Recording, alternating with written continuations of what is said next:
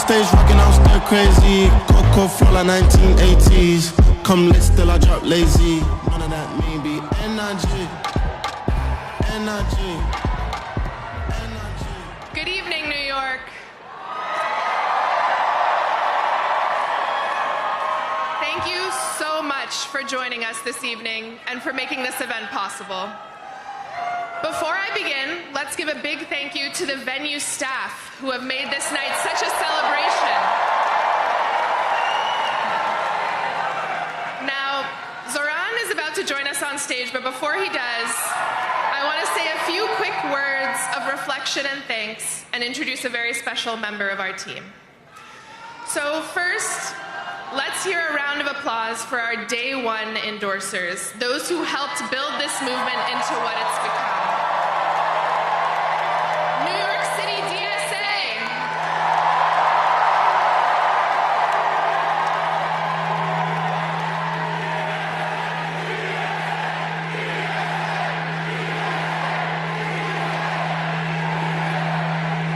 Cab Voice. Drum Beats. New York Communities for Change. And Jewish Voice for Peace Action. And please give it up for our friends at the New York Working Families Party who have been such a leader in our long fight for an affordable, livable city. Now, do we have labor in the house? Throughout this campaign, we have stood shoulder to shoulder with our brothers and sisters in organized labor at 1 a.m. in Queens, at 4 p.m. in Manhattan, at 6 a.m. in Brooklyn, at every time of day and night, in every corner of the city, and we are so grateful for your partnership. And we are so proud to be backed by dozens of elected leaders, from the local to the state to the federal level. And we know that the relationships that we have built will only deepen from City Hall as we work together to transform New York into a city where every person can live a dignified life.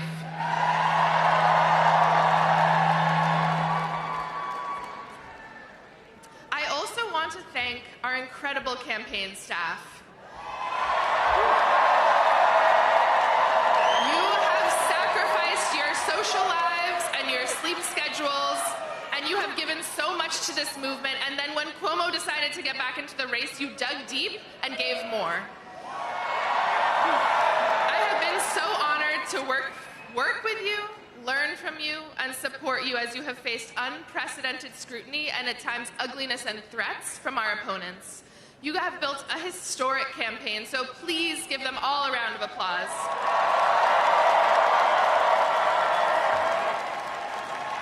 And please join me in celebrating the person who has been Zohran's right hand from day one, whose deep commitment to our movement and care for our people has infused every part of this campaign from top to bottom, and without whom we would not be here tonight, El Biscard Church.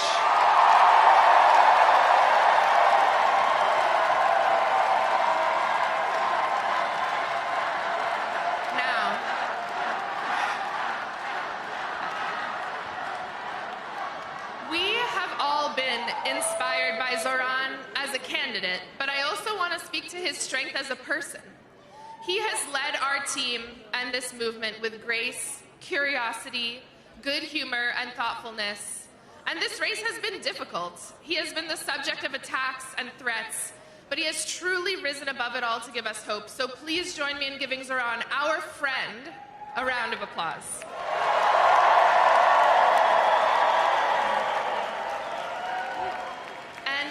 Too many supporters to name, so I want to speak to everyone directly. Please raise your hand if you have given to this campaign, whether that is time, labor, knocking a door, hosting an event, creating art. And if you are one of the this is beautiful. And if you are one of the tens of thousands of people who contributed but cannot be with us tonight, this is for you as well.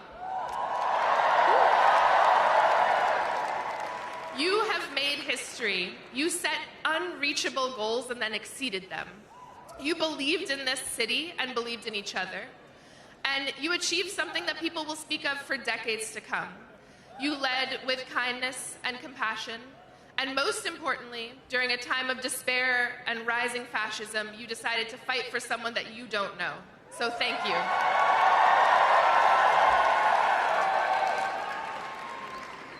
Friends, the scope of this campaign was truly unprecedented. We had hundreds of thousands of conversations with our neighbors and trained leaders who will help us deliver our agenda for the next 4 years. But this record-breaking program did not come out of nowhere.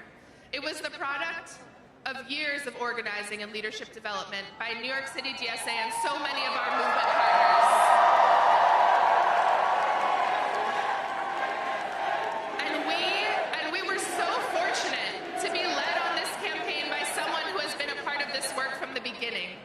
She led Julia Salazar's groundbreaking campaign in 2018, and since then has been behind the scenes in so many of our victories.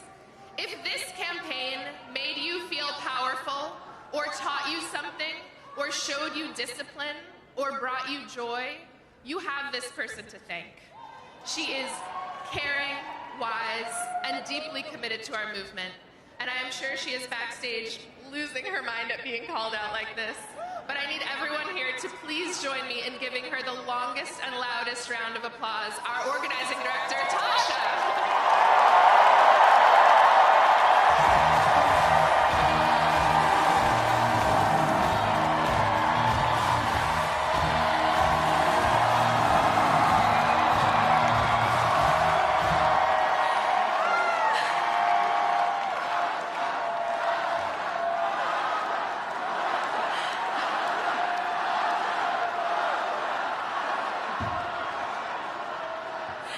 Thank you. This is very exciting. Thank you, everyone. I'm Tasha, and I've had the honor of being the field director on this campaign. I first crossed paths with Zohran in 2017 on a city council campaign for Kader El-Yatim in Bay Ridge. Zohran was the paid canvas manager, and I was volunteering on the campaign as a member of New York City Democratic Socialists of America. I don't think that we could ever have imagined that 8 years later, we would be here on election night for a mayoral campaign 104,000 volunteers strong.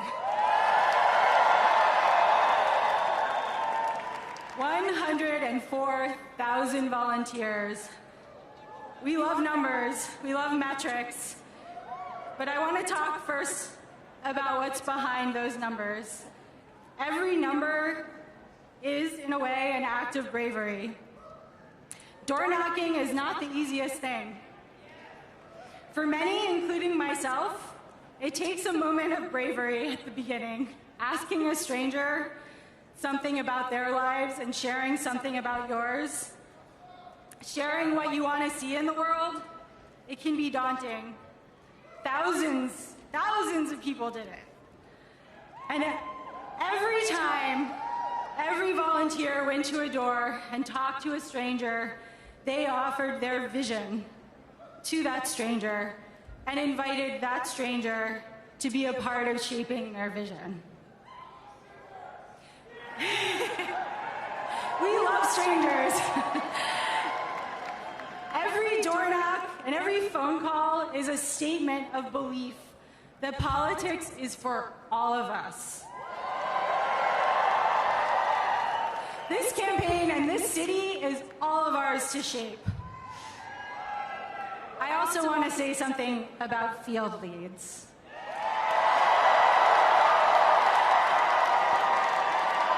All of our canvases, for those who don't know, all of our canvases have been led by volunteers we call field leads.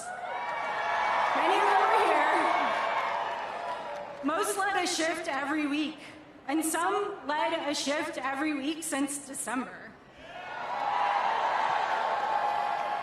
And every time they led a canvass, and they were the ones welcoming new volunteers into our movement. They were the ones who helped inspire folks coming out to canvass for the first time. Without those 700 people who chose to step into leadership in an uncertain moment and try something new and scary, this field operation at this scale would not have happened.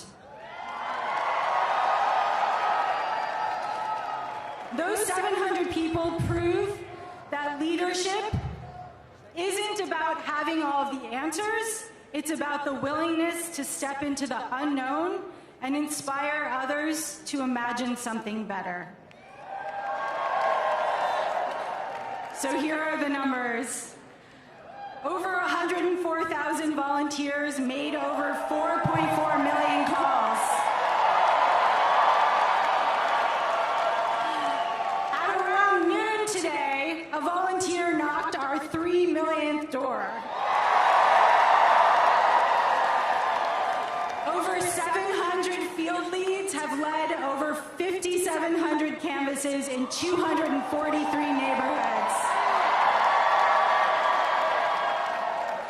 6,568 voters signed up to volunteer on the spot when they were canvassed by somebody.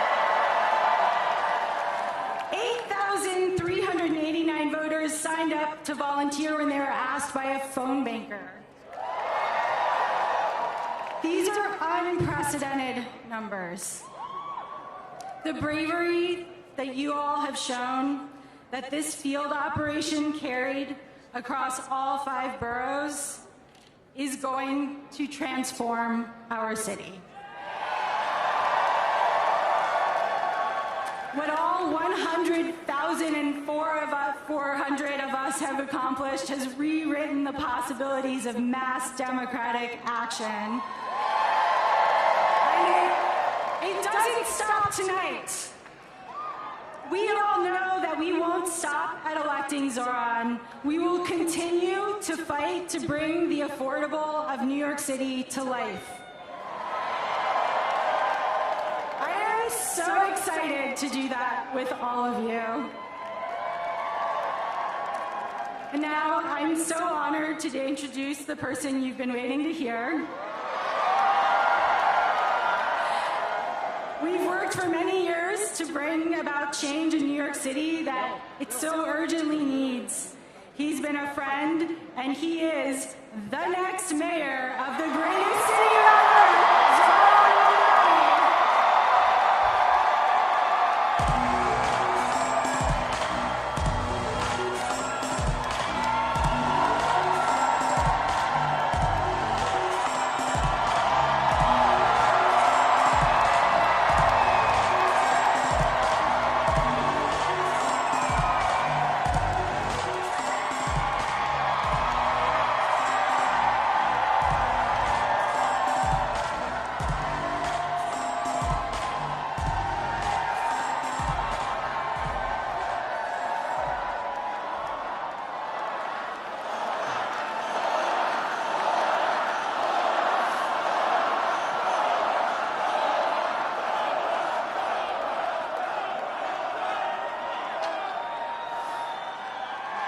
Thank you, my friends.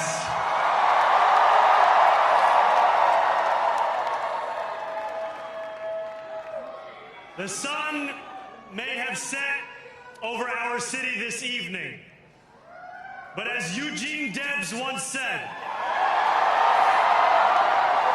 I can see the dawn of a better day for humanity. For as long as we can remember, the working people of New York have been told by the wealthy and the well-connected that power does not belong in their hands. Fingers bruised from lifting boxes on the warehouse floor, palms calloused from delivery bike handlebars, knuckles scarred with kitchen burns. These are not hands that have been allowed to hold power. And yet, over the last 12 months, you have dared to reach for something greater. Tonight, against all odds, we have grasped it. The future is in our hands. My friends, we have toppled a political dynasty.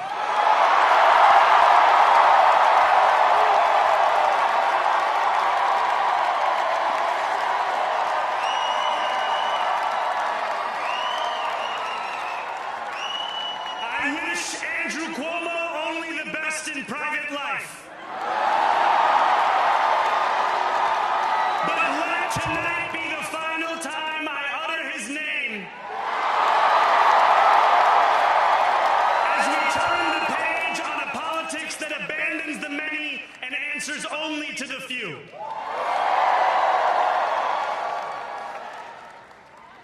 New York, tonight you have delivered a mandate for change.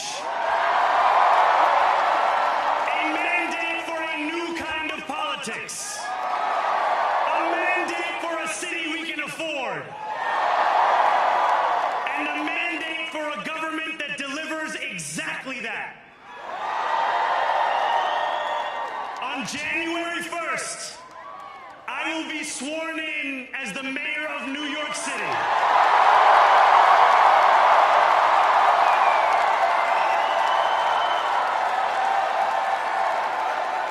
And that is because of you. So before I say anything else, I must say this. Thank you. Thank you to the next generation of New Yorkers who refused to accept that the promise of a better future was a relic of the past. You showed that when politics speaks to you without condescension, we can usher in a new era of leadership. We will fight for you because we are you. Or as we say on Steinway, ana minkum wa ilaykum.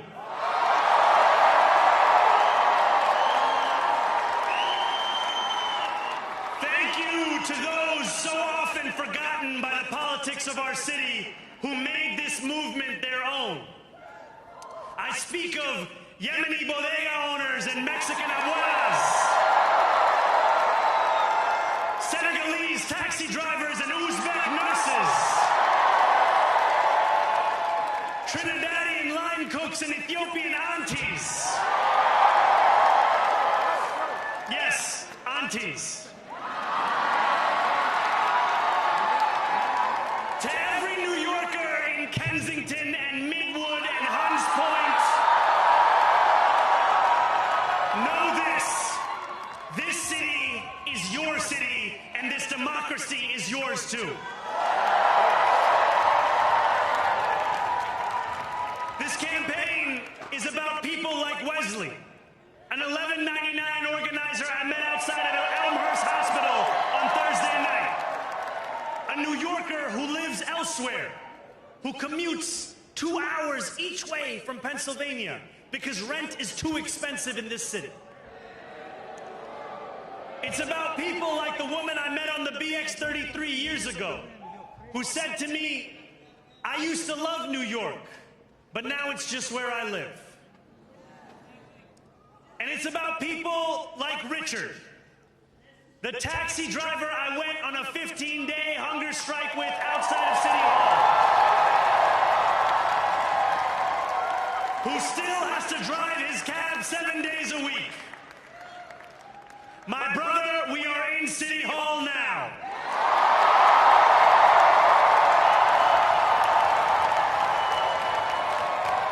This victory is for all of them. And it's for all of you.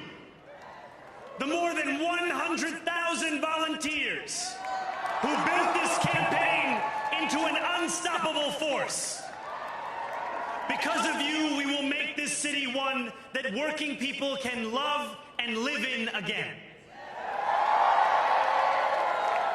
With every door knocked, every petition signature earned, and every hard-earned conversation, you eroded the cynicism that has come to define our politics.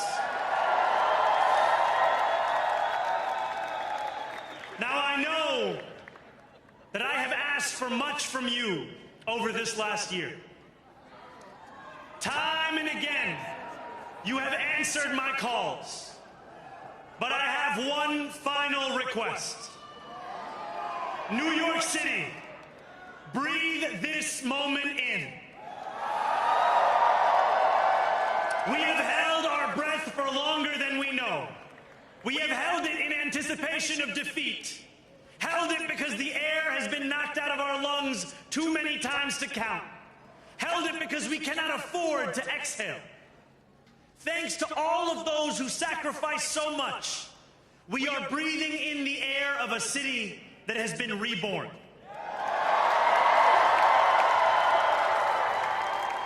To my campaign team, who believed when no one else did, and who took an electoral project and turned it into so much more, I will never be able to express the depth of my gratitude. You can sleep now. To my parents, Mama and Baba, you have made me into the man I am today. I am so proud to be your son. And to my incredible wife, Rama,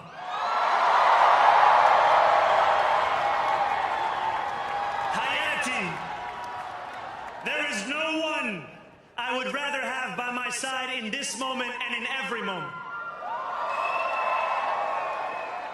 To every New Yorker, whether you voted for me, for one of my opponents, or felt too disappointed by politics to vote at all, thank you for the opportunity to prove myself worthy of your trust.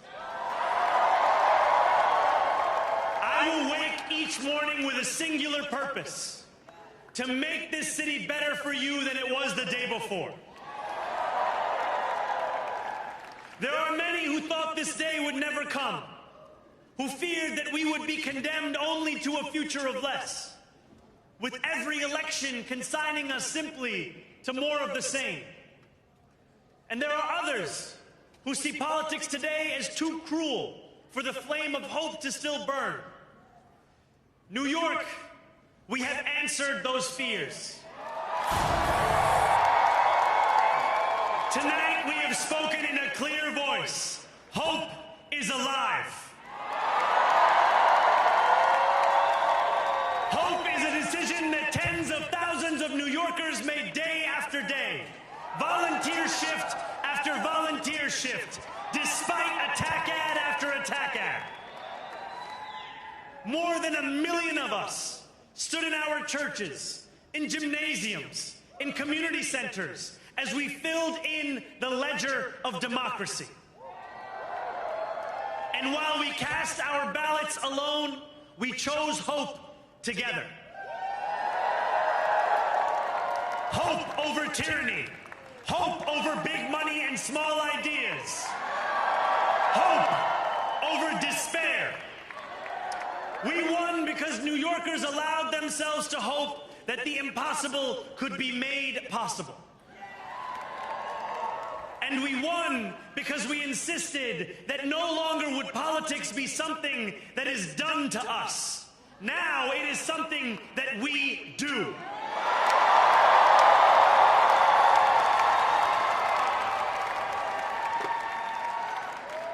Standing before you, I think of the words of Jawaharlal Nehru. A moment comes but rarely in history when we step out from the old to the new, when an age ends and when the soul of a nation long suppressed finds utterance. Tonight we have stepped out from the old into the new.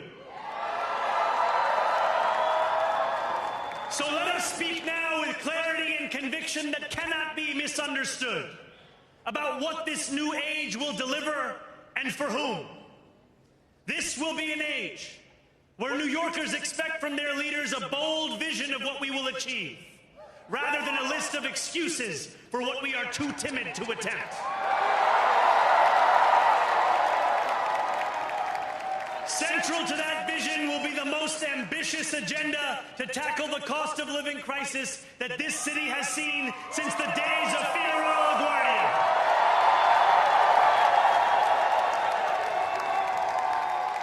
An agenda that will freeze the rents for more than 2 million rent-stabilized tenants. Make buses fast and free. And deliver universal child care across our city.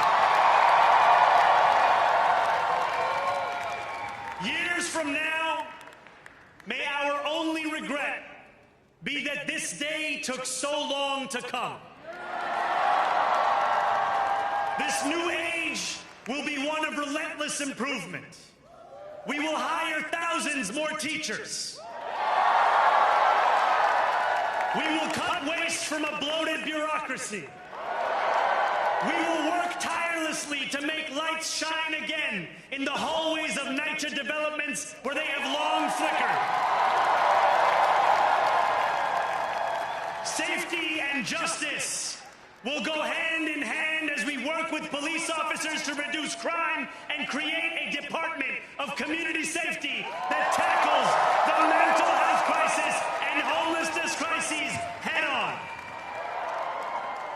Excellence will become the expectation across government, not the exception.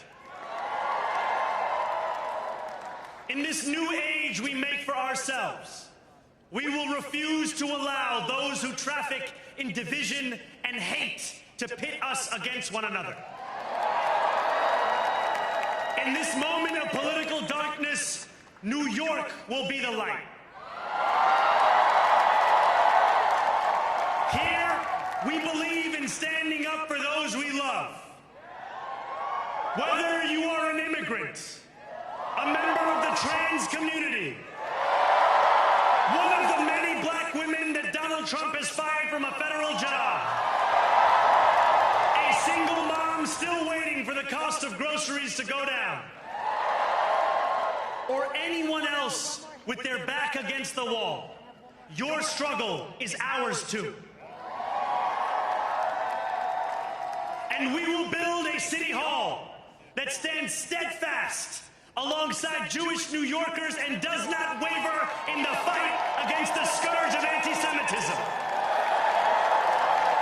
Where the more than 1 million Muslims know that they belong.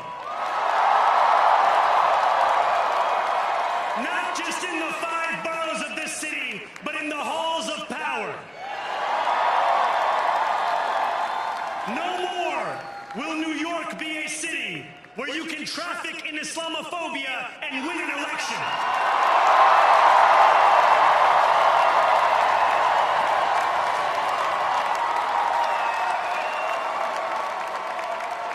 This new age will be defined by a competence and a compassion that have too long been placed at odds with one another. We will prove that there is no problem too large for government to solve and no concern too small for it to care about. For years, those in City Hall have only helped those who can help them. But on January 1st, we will usher in a city government that helps everyone. Now, I know that many have heard our message only through the prism of misinformation. Tens of millions of dollars have been spent to redefine reality and to convince our neighbors that this new age is something that should frighten them. As has so often occurred, the billionaire class has sought to convince those making $30 an hour that their enemies are those earning $20 an hour. They want the people to fight amongst ourselves so that we remain distracted from the work of remaking a long broken system. We refuse to let them dictate the rules of the game anymore. They can play by the same rules as the rest of us. Together, we will usher in a generation of change. And if we embrace this brave new course, rather than fleeing from it, we can respond to oligarchy and authoritarianism with the strength it fears, not the appeasement it craves.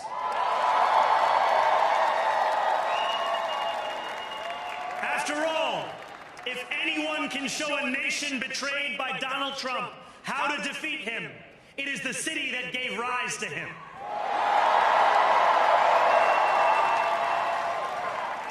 And if there is any way to terrify a despot, it is by dismantling the very conditions that allowed him to accumulate power. This is not only how we stop Trump, it's how we stop the next one. So Donald Trump, since I know you're watching, I have 4 words for you.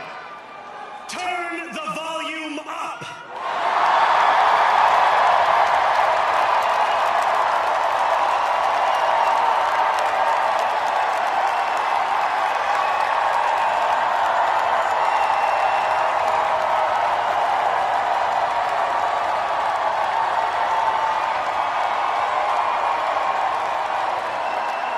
We will hold bad landlords to account because the Donald Trumps of our city have grown far too comfortable taking advantage of their tenants.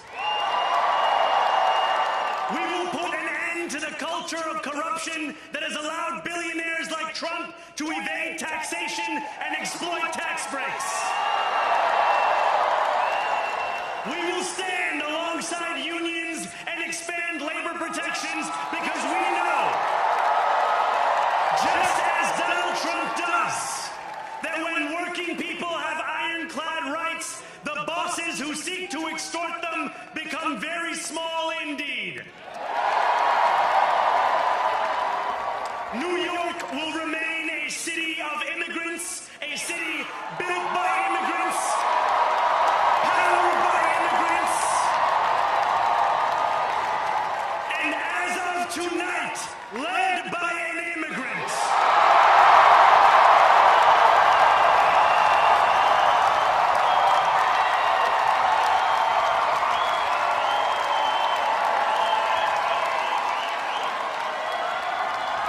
So hear me, President Trump, when I say this.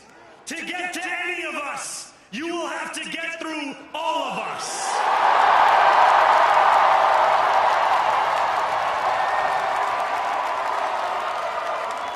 When we enter City Hall in 58 days, expectations will be high. We will will meet them. A great New Yorker once said that while you campaign in poetry, you govern in prose. If that must be true, let the prose we write still rhyme, and let us build a shining city for all. And we must chart a new path, as bold as the one we have already traveled.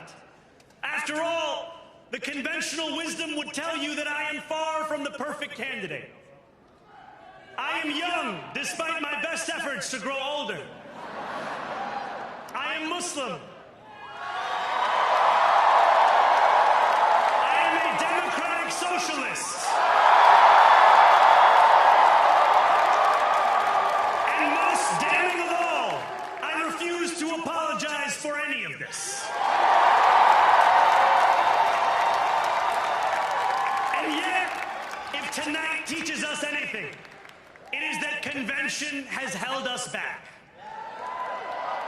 We have bowed at the altar of caution, and we have paid a mighty price. Too many working people cannot recognize themselves in our party.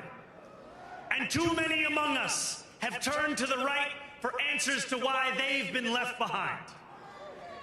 We will leave mediocrity in our past. No longer will we have to open a history book for proof that Democrats can dare to be great.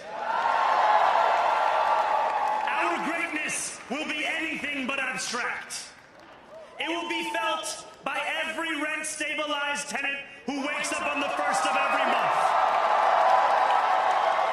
knowing the amount they're going to pay hasn't soared since the month before. It will be felt by each grandparent who can afford to stay in the home they have worked for, and whose grandchildren live nearby because the cost of childcare didn't send them to Long Island. It will be felt by the single mother who is safe on her commute and whose bus runs fast enough that she doesn't have to rush school drop-off to make it to work on time. And it will be felt when New Yorkers open their newspapers in the morning and read headlines of success, not scandal. Most of all, it will be felt by each New Yorker when the city they love finally loves them back. Together, New York, we're going to freeze the... Together, New York, we're going to make buses fast and... Together, New York, we're going to deliver universal... Let the words we've spoken together, the dreams we've dreamt together, become the agenda we deliver together.